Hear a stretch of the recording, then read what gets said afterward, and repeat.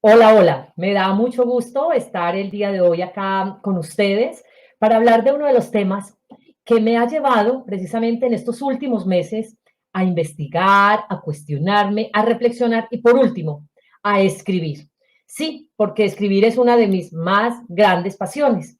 Y precisamente uno de esos días que estamos así muy reflexivos, me hice una pregunta que muy probablemente tú también te has hecho en alguna ocasión y me encantará que me digas desde dónde estás si eso también te lo has preguntado.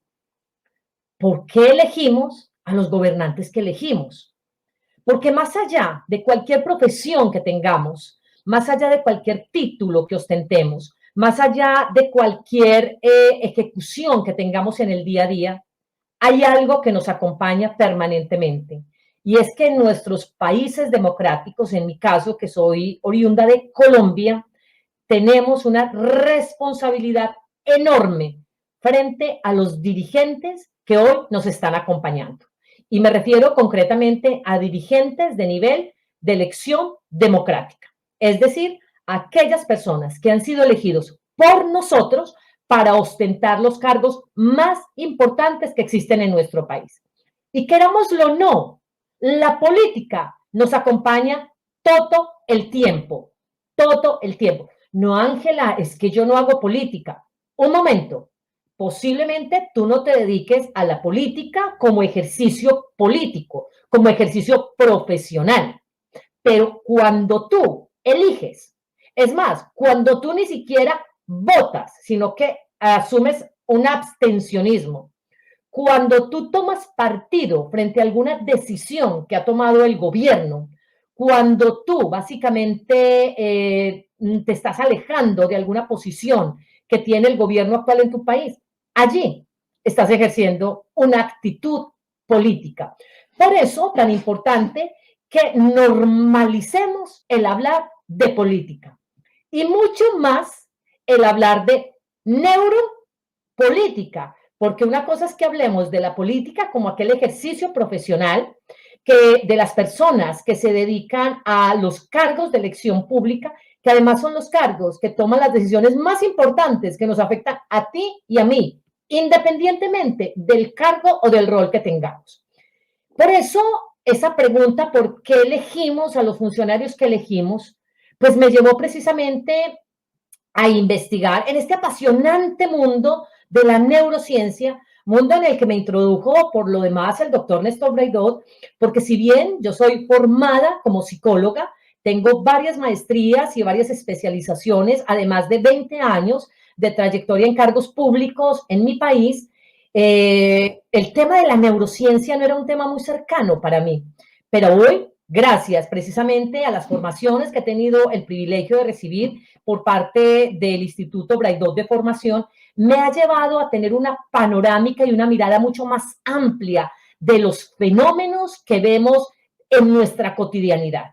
Y un fenómeno que vemos y del cual no podemos ser ajenos ninguno de nosotros es el tema de la política. Y mucho más si lo miramos desde los componentes neurológicos. Por eso quiero compartirte que a partir de todas esas reflexiones que hice, lo que me llevó a investigar, a concluir que existen alrededor de 26 perfiles diferentes de personas votantes. Y uno puede decir, ¿cómo así? O sea, hay 26 tipos de personas que votan de manera diferente. Pues sí. Y mucho de esto tiene que ver precisamente con el cerebro. Ahí es donde está la magia y ahí es donde ocurre todo. ¿Por qué tenemos 26 tipos de voto? Pues lo vas a descubrir en mi libro que se llama ¿Sabes cómo votas? Entre la persuasión y la manipulación. Dos conceptos que también, por supuesto, desde la neurociencia se manejan muy bien y que hay que manejarlos con estricto cuidado, apegándonos a la ética, porque puede ser fácil transitar esa línea entre la persuasión, que es lo éticamente correcto, o la manipulación, que es aquello que ya no es tan correcto, aquello que está alejado de la ética. Pero por eso esa línea, a veces tan sencilla y tan sensible, que divide uno y otro, es importante que lo manejemos, porque ahí tiene muchísimo que ver todo el componente de la neurociencia. Así que como psicóloga, como experta precisamente en los temas de gerencia pública y como una mujer apasionada por lo que ocurre en los entornos sociales y todo lo que se genera en el ámbito económico, social, académico, me hice esa reflexión y así sabemos cómo votamos. Y creo que tú y yo nos vamos a llevar una sorpresa y es que no sabemos cómo lo hacemos. Porque precisamente como no conocemos el cerebro, allí estamos teniendo ciertas actuaciones que aparentemente son automáticas, pero no lo son tanto. Lo que pasa es que es el cerebro finalmente quien toma ciertas decisiones, pero arropado desde la emoción. Y es ahí donde la emoción mina el intelecto. ¿Eso qué quiere decir? Que prácticamente lo secuestra, es un secuestro de alguna manera emocional y ahí es donde nosotros hacemos todo ese proceso de elección que es tan importante. Y por eso en este corto mensaje que les vamos a enviar hoy, pues quería compartirte que el tema de la neuropolítica es un tema absolutamente apasionante, fascinante. Yo no lo conocía. Yo me interesé precisamente porque soy una ciudadana con unos deberes y unos derechos como ciudadana y como persona que debe acudir cada 4 años o cada 3 años, según corresponda en sus países, a hacer una elección democrática. Y de allí que me haya interesado por el estudio de estos fenómenos de la neuropolítica. Unir esos dos componentes, la neurociencia que la vengo estudiando hace aproximadamente con toda la rigurosidad hace 4 años, porque soy formada como psicóloga desde hace 20, pero no tenía tan claro todo el tema de la neurociencia y ahora sí lo estoy estudiando con toda la rigurosidad, pero a eso se le adiciona ese otro componente que es la política. Y yo dije, pero ¿qué es lo que pasa en las mentes de las personas que precisamente vamos a depositar ese voto? Y esto que yo les voy a enseñar, esto definitivamente es absolutamente importante, tanto para aquella persona que está aspirando a un cargo de elección democrática, porque va a poder identificar 26 perfiles diferentes de votos, es decir, a todos no les puede llegar el mismo mensaje, ni el mismo canal, ni puede utilizar la misma frase, ni puede usar el mismo gatillo mental. Tiene que dirigirse a los 26 perfiles de voto de manera distinta, porque si solamente tiene un mensaje, un canal y un gatillo mental, pues definitivamente va ese mensaje a llegar a una tierra que no es fértil y por supuesto los resultados ya sabemos cuáles van a ser. Pero además también nos sirve para la otra parte. La otra parte es el votante y el votante que pueda tener de alguna manera lo que se denomina una pedagogía electoral que le lleve a tomar conciencia de que este candidato que le está presentando sus propuestas es la mejor opción para dirigir los destinos de su localidad, de su región o de su país. Si está en el sector, como le llamamos en Colombia, digamos en el nivel ejecutivo, que es quien ejecuta las acciones, llamado presidente, vicepresidente, alcaldes o gobernadores, o si está también en el nivel que se le denomina legislativo, que en el caso nuestro son los senadores y son los representantes a la Cámara, que se le denomina el Congreso de la República. Entonces, tenemos muchas personas que hoy están muy interesadas en conocer qué es lo que pasa en nuestro cerebro cuando tomamos una decisión de voto. Esa es una decisión muy importante. Esa es una decisión de las más trascendentales. De hecho, debería ser de las decisiones que más nosotros tengamos presente en nuestra vida. Mire, cuando usted va y deposita un voto a la urna, no es solamente un voto por usted, es un voto por su familia, por el entorno donde vive, por la sociedad y por el país.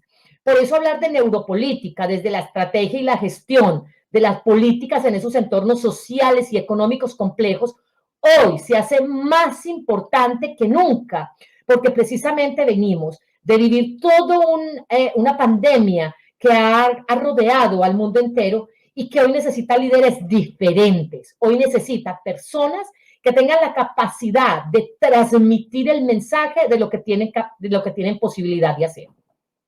¿Cuál es el gran desafío que hoy tienen las personas que se quieren dedicar a la política como ejercicio profesional? Les insisto, todos los ciudadanos hacemos política, todos sin excepción. Solo que hay algunos que se dedican a la política como parte de su ejercicio profesional y son aquellos que postulan sus nombres y sus propuestas para un cargo de elección democrática. ¿Cuál es el principal problema que yo he visto en estas personas que se dedican hoy al ejercicio de la política como ejercicio de disciplina profesional? Que no tienen claro cómo transmitir su mensaje. Mire, son buenos líderes, tienen buenas propuestas, seguro que están bien rodeados de asesores que saben hacia dónde van, pero a la hora de presentar el mensaje no lo saben hacer. ¿Y saben por qué? Porque ellos creen que cuando le hablan a una persona del nivel estrato bajo, es el mismo mensaje que para la persona de un nivel de estrato medio o para una persona del nivel estrato económico alto. Y esto obviamente hace que ese mensaje se diluya si usted no tiene la capacidad de identificar que el cerebro reacciona a ciertos detonantes mentales, lo que se llaman gatillos mentales. Y esos gatillos mentales vienen acompañados de unas palabras, de unas frases, de unos mensajes, que si usted no los dice en el lugar adecuado, en la tonalidad adecuada y con la persona indicada, básicamente esos mensajes se van a perder. Entonces lo que van precisamente a conocer estas personas cuando se zambullan en este mundo tan apasionante de la neuropolítica es identificar 26 perfiles de voto, pero además, mire lo emocionante de todo esto, y es que esos perfiles de votantes están clasificados, y esto es un aporte que le estoy haciendo de alguna manera a la academia a través de mi libro, están organizados en la pirámide de Abraham Maslow. Abraham Maslow, este gran psicólogo que creó precisamente lo que se denomina la pirámide de las necesidades. ¿La recordamos? La primera, las necesidades fisiológicas. La segunda, las necesidades de seguridad. La tercera, las necesidades de afiliación social. La cuarta, las necesidades de reconocimiento. Y la quinta, las necesidades de autorrealización. Y en cada uno de esos niveles vamos a encontrar diferentes perfiles de votantes. Por eso, si usted hoy quiere dedicarse a la política como ejercicio profesional, tiene que venir a conocer cuáles son esos 26 tipos de voto o de perfiles de votantes para que su mensaje llegue como tiene que llegar. Y por supuesto, usted sea la persona elegida dentro de ese ejercicio democrático y que pueda llevar a feliz término esas propuestas que usted tiene planteadas. Pero si usted es una persona que está de este otro lado, que como yo es un interesado por el tema de la política, por el tema de una buena elección, por el tema de elegir a los mejores gobernantes, por el tema de saber cómo vota, porque el 99% de las personas no saben cómo votan. Si usted es de esas personas, venga para que aprenda cómo usted ha ejercido su ejercicio del voto. Y yo le voy a enseñar desde el cerebro cómo ha funcionado y cuál es la activación que han hecho en usted en elecciones anteriores para que usted votara como lo hizo antes. Y usted allí va a aprender muchísimos elementos de cómo yo voté, por qué yo voté impulsado por esto, cuál fue el mensaje que me dejaron, yo creo que no hice una buena elección. Aquí aspiramos a, si no es mucho pedir, que usted haga una elección racional y que pueda estar en este último eslabón de ese perfil que tenemos desde la pirámide de Maslow, que son el nivel de reconocimiento para que pueda realmente tener un buen ejercicio de voto. Por supuesto, la autorrealización es donde esperamos que lleguemos muchos. Yo esto lo hice por un interés genuino y particular, un interés donde sumé mi condición como ciudadana que tiene una responsabilidad con el Estado de elegir a los mejores gobernantes, así yo no sea uno de ellos. Y segundo, como psicóloga experta en neurociencia, y combiné esos dos intereses, que además también el primero se convierte en un gran problema cuando no sabemos elegir, y es allí donde nace toda esta teoría maravillosa de la neuropolítica, identificando 26 perfiles de voto. Esto no lo vas a encontrar en ninguna parte, porque ninguna de las personas que ha hablado desde la neuropolítica ha hecho una clasificación tan rigurosa como se lo vamos a enseñar aquí en el Instituto Braidot de Formación, para que usted vaya de la mano con nosotros y conozca esos 26 perfiles de votos, cada uno clasificado de acuerdo con la pirámide de Abraham Maslow y, por supuesto, teniendo en cuenta esos dos elementos fundamentales de la persuasión y de la manipulación y cómo actúa el cerebro allí y cuáles son las áreas cerebrales que intervienen en cada una de estas decisiones de voto. Así que nos va a dar mucho gusto que nos acompañen para que recorras con nosotros toda la academia que hemos generado para este módulo de neuropolítica, estrategia y gestión de la política en entornos sociales y económicos complejos que básicamente están rodeando toda la naturaleza de nuestros países. A ustedes muchas gracias por haberme dado lo más valioso que tienen, que es su tiempo, y esperamos que ustedes estén tan inquietos como yo por conocer cuáles son esos 26 perfiles de votantes y en cuál está usted. Gracias.